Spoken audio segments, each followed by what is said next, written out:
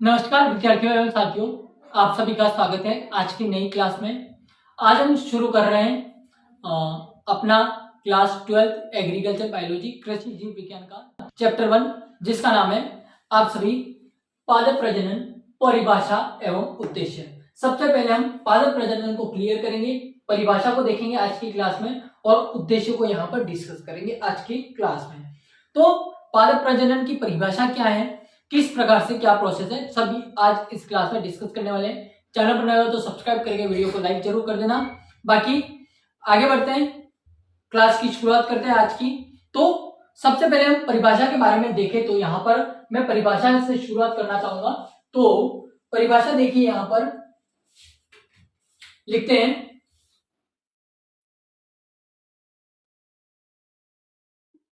परिभाषा। परिभाषा है हमारी, यहां पर मेरे साथ में लिखते हुए चलिएगा। परिभाषा मेरे साथ में लिखते हुए चलिएगा कि पादप प्रजनन वह कला तथा विज्ञान है। पादप प्रजनन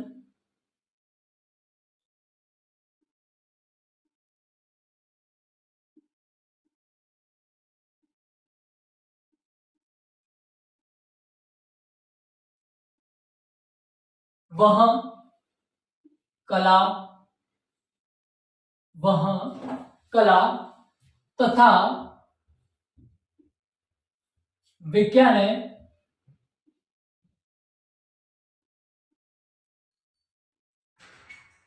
पादप प्रजनन वह कला तथा विज्ञान है जिसके द्वारा पौधों को आर्थिक महत्व के जिसके द्वारा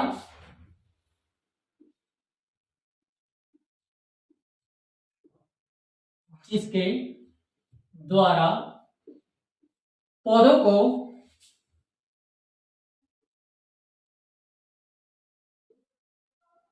जिसके द्वारा पौधों को आर्थिक महत्व, सबसे पहले ये लिख लीजिए पूरा, यहां पर पूरा कंप्लीटली लिख लीजिए कि पादप प्रजनन वह कला तथा विज्ञान है जिसके द्वारा पौधों को आर्थिक महत्व के बनाने के उद्देश्य से आर्थिक महत्व के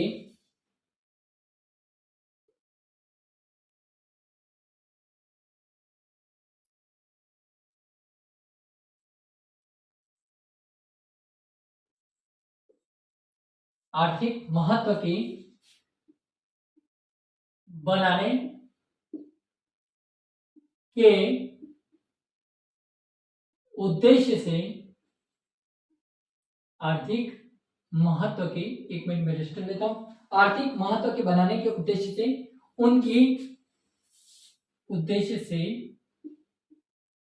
उनकी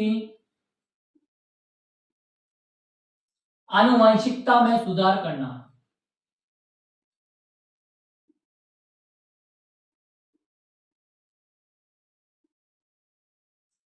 उनकी आनुवंशिकता में सुधार करना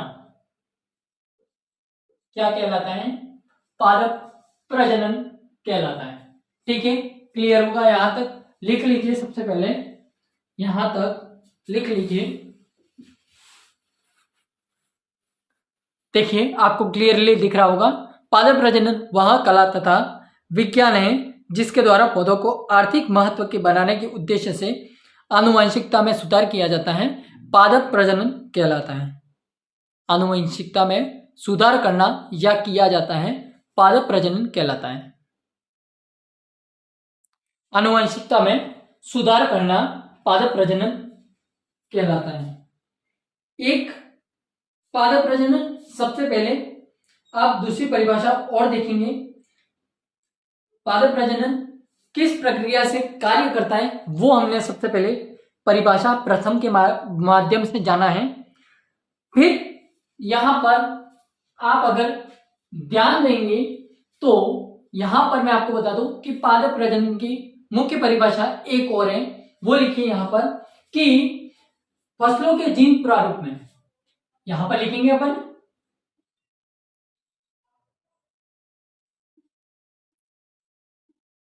फसलों के जीन प्रारूप में परिवर्तन करके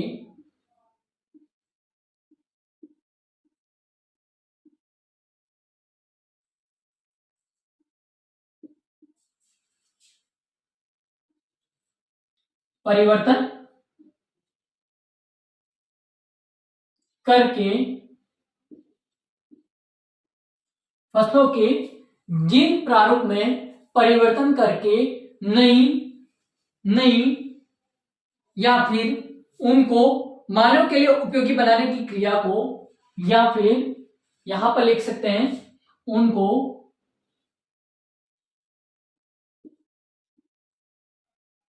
मानव के लिए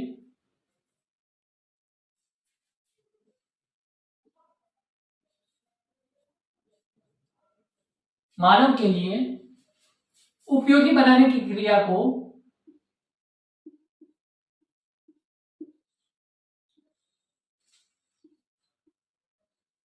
उपयोगी बनाने की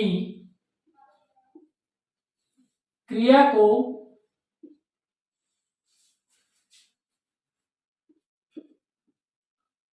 पादप प्रजनन कहते हैं। पादप प्रजनन कहते हैं। ये मेरे हाथ में मोबाइल है, वो माइक का कार्य कर रहा है। सबसे पहले बता दूं, आपको यूं नहीं लगे कि देख देख कर पढ़ा रहे हैं, तो ये मेरे हाथ में जो मोबाइल है वो माइक का कार्य कर रहा है। ठीक है, तो फसलों के जीन प्रारूप में परिवर्तन करके उनको मानव के लिए उपयोगी बनाने की क्रिया को पादप प्रजनन कहते हैं। किस प्रकार से, देखिए हमने कहा कि कोई जंगली प्रारूप की कोई प्रजाति है, उसको यदि मानव के लिए उपयोगी बनाना है, मानव के लिए खाने योग्य बनाना है, अपनी भाषा में समझे तो हमें सबसे पहले क्या करना होगा, उसके जीन प्रारूप में परिवर्तन करना होगा। किसमें? जीन प्रारूप में जब हम परिवर्तन करेंगे तो जब जाके वो मानव के लिए क्या बनेगी, उपयोगी बनेगी। क्या बनेगी? मानव के लिए उपयोगी बनेगी और मानव के लिए कार्य कर पाएगी।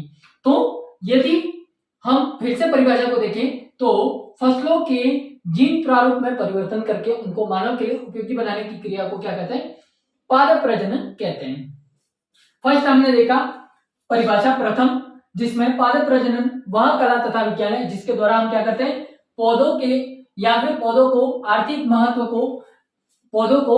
महत्व के लिए बनाने के लिए उद्देश्य से उनकी हम क्या करते हैं, आनुवंशिकता यानी कि उनकी जेनेटिक्स जो होते हैं उनके वंशानुगत जो परिवर्तन होते हैं उनमें हम क्या करते हैं, सुधार करते हैं, जिससे हमें क्या लाभ मिलता है, वो हमें ये लाभ मिलता है, मानव के लिए उपयोगी बनाते हैं। ठीक है, कॉन्सेप्ट बिल्कुल क्लियर हो गया होगा, समझ में पूरी बात आ गई होगी। हम क्या करते हैं, सबसे पहले हम आनुवंशिकता में सुधार करते हैं, जिससे हमें क्या प्रॉफिट होता है, हम मानव के लिए नई प्रजाति या फिर नई फसल प्रजाति को बना सकते हैं। जैसा कि हमने यहाँ पर जाना कि जीन प्रारूप में परिवर्तन करके, जीन प्रारूप में परिवर्तन कैसे होगा, सबसे पहले आनुवंशिकता से ये प्रोसेस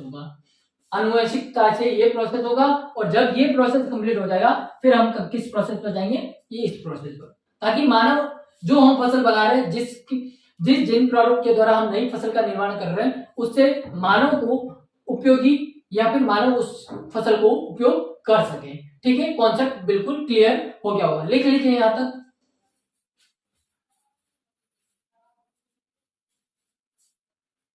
लिख लीजिए यहां तक, बिल्कुल समझ में आ गया होगा।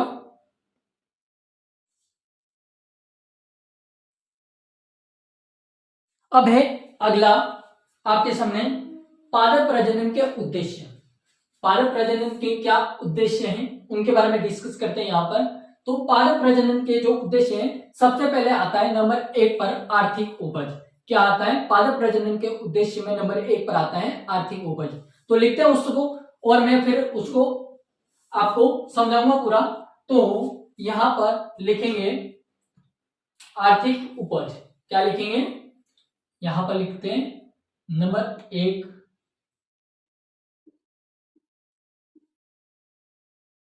आर्थिक उपज। लिखिए इसमें कंटिन्यू लिखिए। इसमें लिखते हैं फसलों की स्थानीय कृषिगत किस्मों की तुलना में, फसलों की स्थानीय कृषिगत किस्मों की तुलना में फसलों की स्थानीय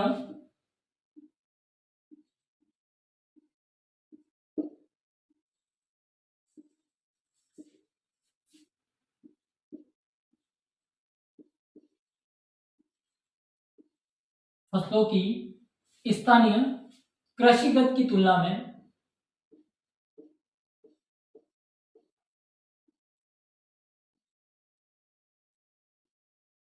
कृषिगत की तुलना में फसलों की स्थानीय कृषिगत की तुलना में, लिखिए यहां तक। उसके बाद में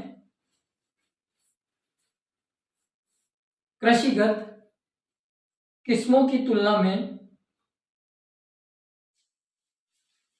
कृषिगत, यहां पर लिखेंगे वापस से कृषिगत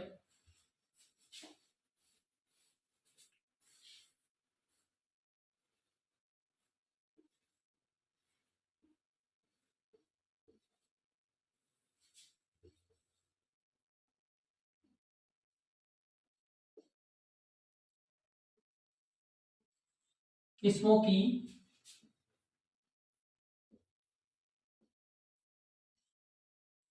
तुलना, किस्मों की तुलना में कृषिगत, स्थानीय कृषिगत किस्मों की तुलना में अधिक उपज देने वाली किस्मों का निर्माण करना,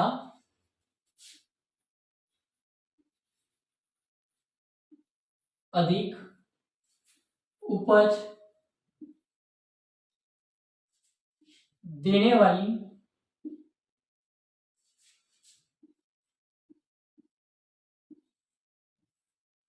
किस्मों का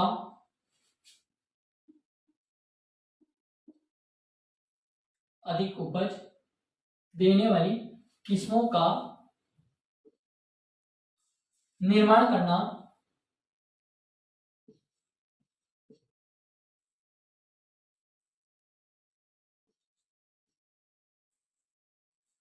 स्थानीय फसलों की स्थानीय कृषिगत किस्मों की तुलना में अधिक उपज देने वाली किस्मों का निर्माण करना, उसके बाद में करना पादप प्रजनन का मुख्य उद्देश्य है। ये क्या है? पादप प्रजनन का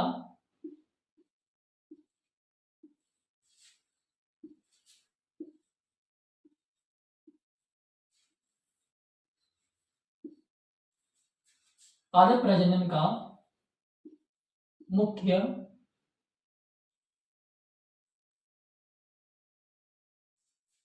उद्देश्य है।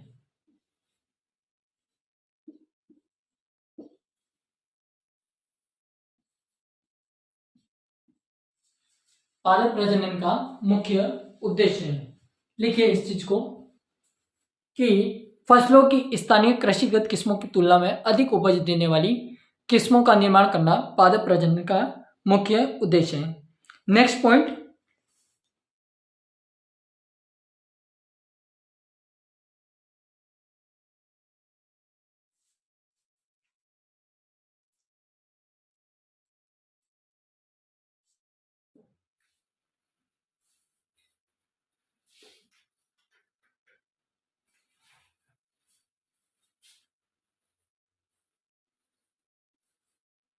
उन्नत किस्मों का या उस उन्नत किस्मों से बीज बुआई करने से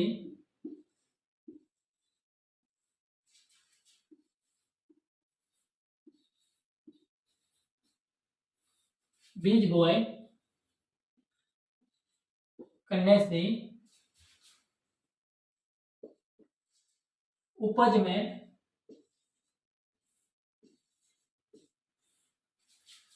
में 20 से 25% 20 से 25% बढ़ोतरी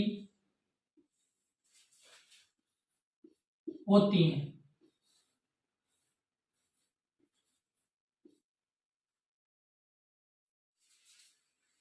यहां पर लिखिए, एक बार पूरा लिख दीजिए। नीचे लिखा है मैंने बढ़ोतरी होती है। अब समझेंगे इस बात को कि पॉइंट्स क्या कहना चाह रहे हैं। तो यहां पर थोड़ा सा ध्यान लगाएंगे कि फसलों की स्थानीय, शब्दों को पकड़िएगा, फसलों की स्थानीय कृषिगत किस्मों, यानी कि हम जो पुरानी स्थानीय किस्म का प्रयोग कर रहे हैं फसल उत्पादन के लिए, उसकी तुलना में यदि उसमें अंतर निकाले, तुलना करें, तो हम अधिक उपज देने वाली किस्मों, अधिक उपज देने वाली किस्मों का निर्माण करना पादप प्रजनन का क्या है, मुख्य उद्देश्य है। ठीक है, समझ में आ गया होगा। फिर यदि हम उन्नत किस्मों का प्रयोग करेंगे फसल बुआई के लिए, हम उन्नत किस्मों का प्रयोग करेंगे फसल बुआई के लिए, तो उससे हमें क्या होगा, उपज में 20 से 25%, कितनी, 20 से 25% तक क्या होगी, बढ़ोतरी होगी। ठीक है, यह था हमारा पादप प्रजनन के उद्देश्य का पहला पॉइंट, जो कि था आर्थिक उपज, जिसमें हमने बात कर दी। आई होप आपको पूरी बात समझ में आ गई होगी। अब अगला देखते हैं।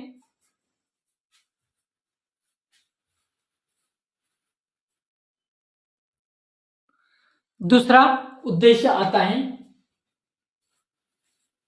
दूसरा उद्देश्य है उत्पाद के गुणों में सुधार करना। दूसरा उद्देश्य क्या है, उत्पाद, यानी कि जो फसल उत्पादन कर रहे हैं उससे जो हमें उत्पाद मिल रहा है उसके गुणों में क्या करना है, सुधार करना है। ये किसका उद्देश्य है, पादप प्रजनन का दूसरा उद्देश्य है। लिखते हैं कि किस प्रकार से उत्पाद के गुणों में सुधार कर सकते हैं। तो यहां पर लिखेंगे, तो यहां पर लिखेंगे कि अधिक उपज के साथ साथ, अधिक उपज के साथ साथ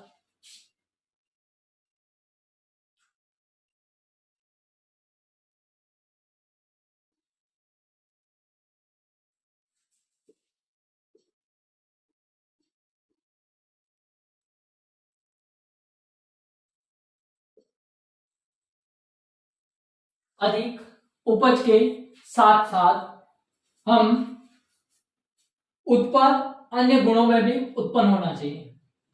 अधिक उपज के साथ साथ उत्पाद अन्य गुणों में भी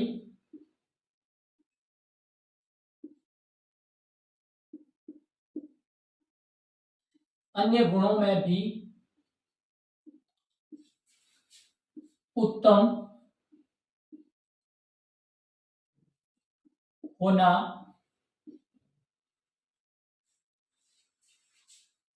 चाहिए। पादप प्रजनन क्या कह रहा है कि अधिक उपज हो रही है तो उसके साथ साथ पादप उत्पाद में क्या होना चाहिए, गुण भी उत्तम होने चाहिए। ठीक है, पहला पॉइंट लिख लीजिए, उतार लीजिए इसको।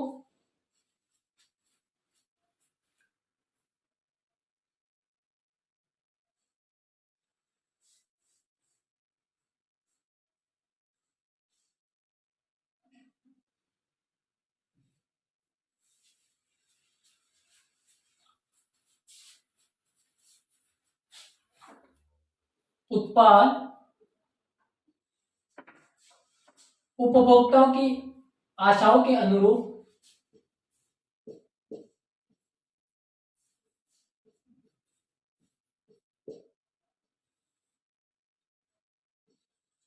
उपभोक्ता उत्पाद उपभोक्ताओं के आशाओं के अनुरूप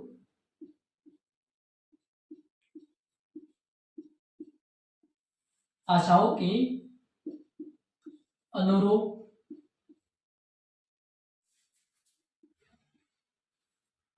होने पर होने पर किसान को किसान को आर्थिक लाभ अच्छा मिलता है।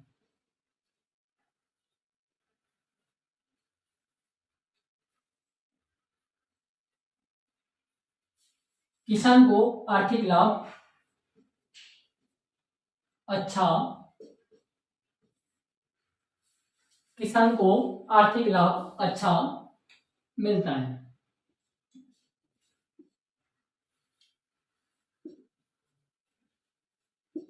क्या कह रहा पॉइंट? अधिक उपज के साथ साथ उत्पाद अन्य गुणों में भी उत्तम होना चाहिए।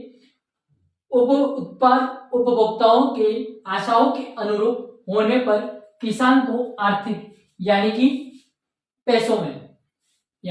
पैसों में लाभ अच्छा मिलता है। उदाहरण लिखिए किस प्रकार से, जैसे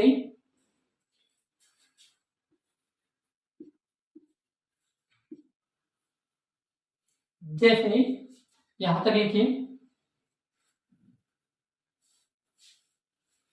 जैसे मीठी मक्का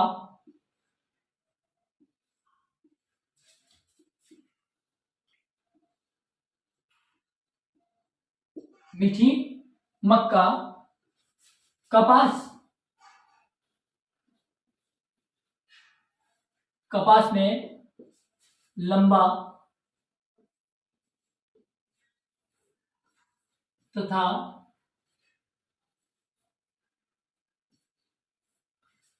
में लंबा तथा शक्तिशाली रेशा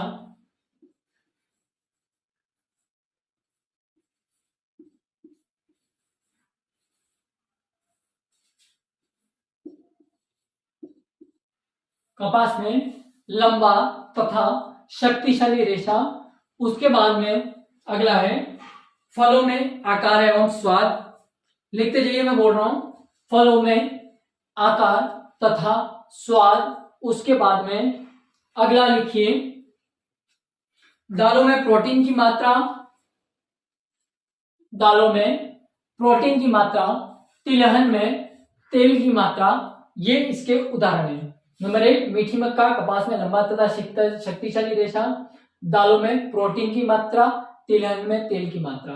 ठीक है, उत्पाद इस प्रकार से उत्तम होता है और हम क्या कर सकते हैं, उत्पाद के गुणों में इस प्रकार से सुधार कर सकते हैं। जैसे मीठी मक्का कपास में लंबा तथा शक्तिशाली रेशा तैयार करना, दालों में प्रोटीन की मात्रा बढ़ाना, तिलहन में तेल की मात्रा बढ़ाना, ये सभी। अब अगला लिखिए नंबर 3, कीट एवं रोग प्रतिरोधी किस्मों का विकास। या फिर ये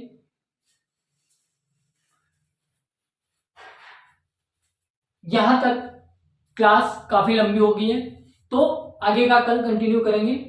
और आज जो पढ़ाया, परिभाषा और उद्देश्य, 2 पॉइंट्स पढ़ाए, ये कैसे लगे कमेंट्स के माध्यम से जरूर बताना है, ताकि अगली क्लास को कंटिन्यू कर सके। Thank you, thanks for watching. जय हिंद, जय भारत।